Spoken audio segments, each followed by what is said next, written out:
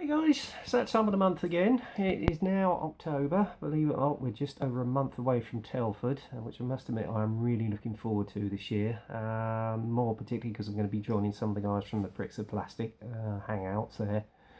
And funnily enough, I've actually got a few of their kits that they actually sold off from their stash, specifically Paul, but I'll go through that in a moment. First thing I want to say is a big hearty thank you to you guys out there who've subscribed to my channel, because I've now got a count of 186, and to be honest with you guys, I'm still absolutely blown away. So thank you very much for your support. I appreciate that. But to be honest with you, that pales into significance to my modelling buddy Charles at Charles Scale Modelling. He's actually just got to the stage of getting 400 subscribers. So well done, bud. That's fantastic. Anyway, what we'll move on to now is just basically what I've got for this month. Now, admittedly, I've had a vast array of kits in this month, to the point where I've had to put some of them in storage. So, yeah, it was becoming a bit of a space issue. So, needless to say, I've got to cut back. So, there won't be so many kits, if any at all, for a while. So moving on, the first subject I want to cover is a tank I've basically been trying to get after for a while. It was actually only ever done in prototype form, but it was a huge tank, and it, funnily enough, had the very apt name of having the name Mouse. I've had a look at this kit. It is immense, and to be honest with you, a King Tiger looks like a Panzer III next to this thing. So yeah, it's going to be a great kit, and I've actually got an aftermarket detail set coming through for that. So that's the first one that I've got through. The second one is another what if. It is a version of the Panther that could have gone into production if the war had gone on. It is indeed the Panther F, and as you can see, it's got one hell of a long barrel, and it is usually up to Dragon's usual fantastic standard, and at some point I will be doing an in-box review of that. Okay. The next one is another Tiger, believe it or not. It is another desert version. It is, of course, the Tamiya DAC Tiger. Purely I want to compare this with the Ryefield and see how this goes. So it'll be interesting. I've actually got the Voyager aftermarket set in for that one. And this is another one I wanted to get in the stash for quite a while. It is, of course, the Churchill Tamiya Mark 7. That was actually going to be countenanced as an equivalent to the Tiger, but it wasn't as successful. They actually came into first combat at Dieppe, and even then they weren't such a success until they were developed later on. And obviously when it came to D-Day, you had all those different variants, the AVRE, etc. But yeah, it looks to be a superb kit. Another one which I've actually got hold of, which is actually going to add to my Russian stash, is this one. It's a Hobby Boss, a T26 light tank. Again, it's up to usual Hobby Boss standard, fantastic detail on it, etch brass, etc. So, yep, I look forward to doing the build on that one. This is one of two I actually got from Nicky at Veteranos Kits. The first one being, it is actually a weekend kit. It is the Eduard BF110C. Now, usually I don't go into aircraft, but to be honest with you, with the engineering on these aircraft, that's what bought it. And obviously, because I'm doing the Battle of Britain group build at the moment, I thought that very apt to get into my stash. So there you go. And another one I got from Nicky, which I probably will be using a Dio for at some stage, is Mini Arts Village Road with a Ruined House. So it will give me some impetus to start on dioramas. I might even do it for the Fury Sherman, which possibly be a build that I'll do next year. So we'll consider that and see how it goes. This is a little known firm called Fields of Glory Models, and I was thinking of doing a sort of a late war Berlin diorama, as it were, as I know Hendrik Hollywood Modelling recently did one, and this is the set I decided to get. It's actually made of plaster, and you've actually got real window seals made of wood, believe it or not. So that will look fantastic in a possible diorama for the future. So there you go. Another one which I thought I would get, because obviously we are celebrating for the next few years the First World War's centenary. This is basically the Italeri 132nd Sopwith Camel. Very significant fighter during the latter stages of the war, and I've had a look inside, and believe it or not, they've even actually got the holes for all the rigging in it as well, so that's going to save me quite a job, but looks to be a fantastic little kit. And as I've recently just mentioned, Paul at ISM was sort of offloading some of his stash, and I managed to pick up a couple of items from him. The first being the Hasegawa Junkers JU87. Well, hang on, if I get it around up the right way. Sorry, Paul. The Junkers JU87B2 Stuka. This version was used, I think, mainly in the Battle of Britain and also Barbarossa, but they mainly depict versions that were used out in Russia. It may need a little bit of aftermarket, but all in all, it looks like it's going to be a superb kit, so I shall enjoy that. The other one I got from Paul is another one I've been trying to get for my Tiger collection. This was the most successful one that actually only got to prototype form, and I think one was only ever used in combat in Russia. It is, of course, Dragon's Smart, it's actually a Premier kit of the Tiger P. Now, I know Sebastian at Dutch Modelling recently did an inbox review, and that basically is what sold it for me.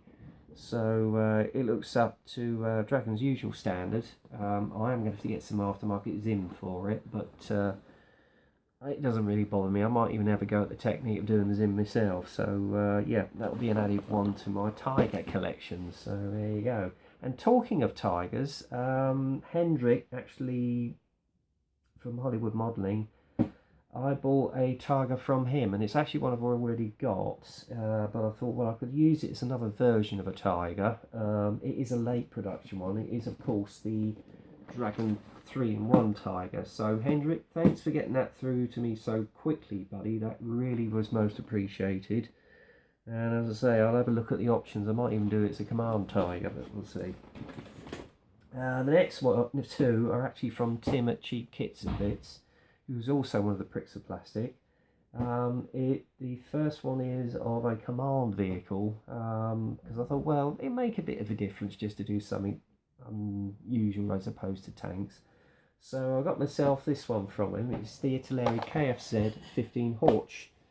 I'm not sure if it comes with a figure, but to be honest, I know Italeri are not all that brilliant at their armour kits, but this one looks to be a cracker, so I really am looking forward to seeing that one.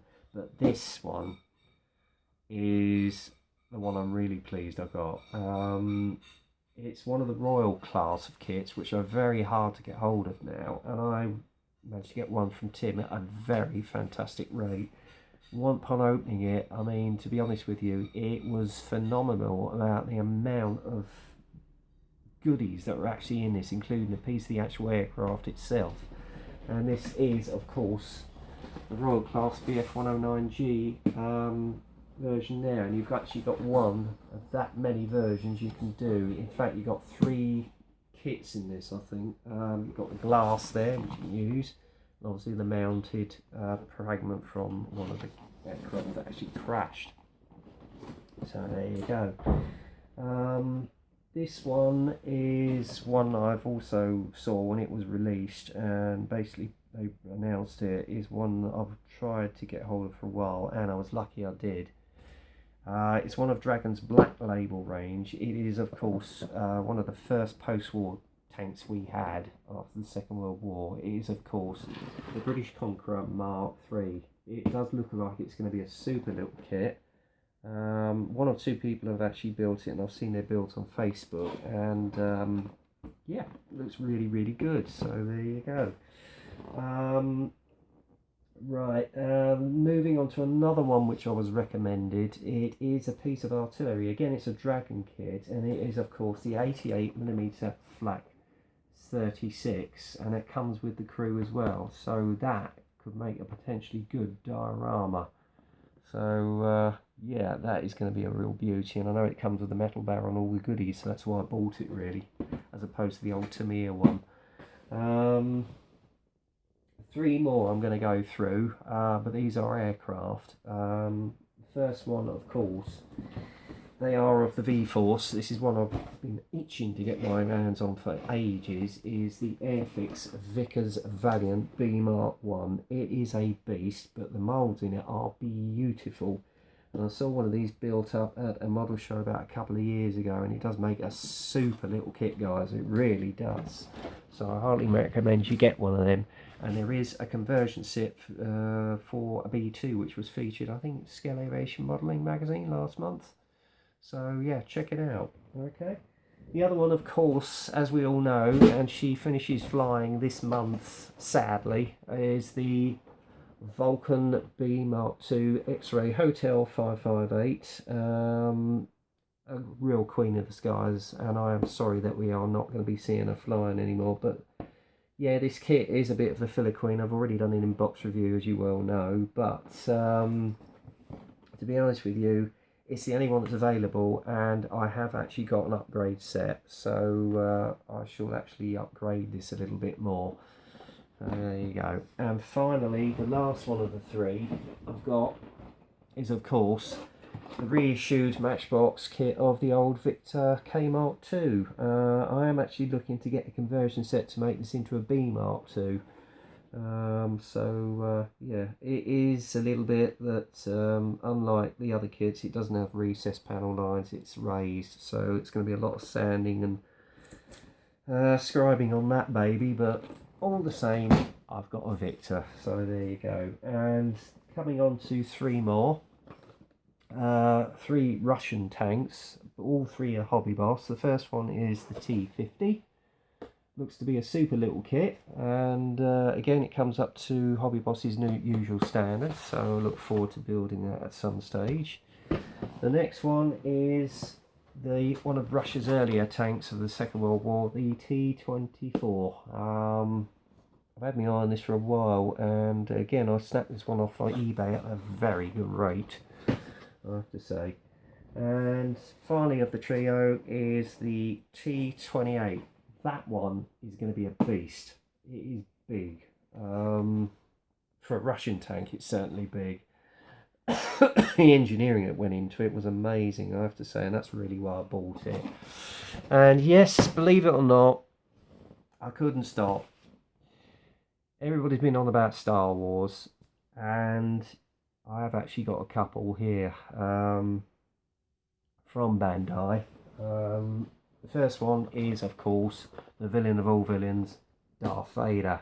I saw Lee's review of it on ISM some months ago, and thought, well, I know I'm not into sci-fi really, but everybody's doing the old things. I thought, well, I might as well join the club.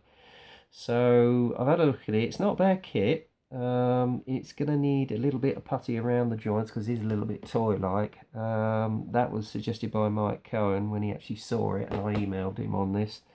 So that's probably the route I'm going to do. And finally, the last one is the old Stormtrooper. I had to get one of these as well to go with him, so he couldn't be on his own. But yeah, that one looks pretty impressive. So that's basically my stash for the time being and my acquisitions.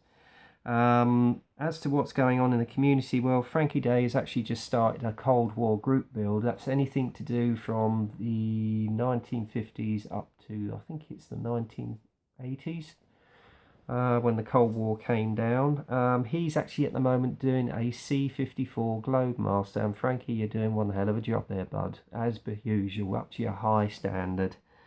I think that's running for 3 months, and it's just started on the 1st of October, and he just recently did a paper model of a B-25 Mitchell, and I say again, Frankie, faultless, my friend, absolutely faultless. And Jake Cutter, alias Steve, is doing a Dakota group build. I was thinking about doing this, but unfortunately, Steve, I'm so tied up with builds at the moment. As you can see, the Hurricane is just sitting over there. She's just been pre-shaded, so as you saw from my previous videos, guys, I will probably get down to doing the base coat sometime today and do a monthly, well, I'll do a further update soon, so there you go. Also, as regards Mike, you may well realise that he's not actually on YouTube.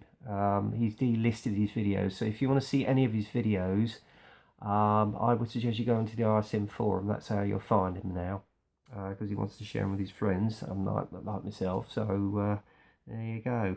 But he's actually involved in a group, in a SIG at the moment. I think it's Sand or something. I've forgotten. Sorry, Mike, if I apologise if I can't remember what it was. But he's actually built an Abrams and a Bradley, and I have to say, Mike, up to your usual standard, bud. Fantastic. So I look forward to the final reveal on that one. Fantastic work, bud.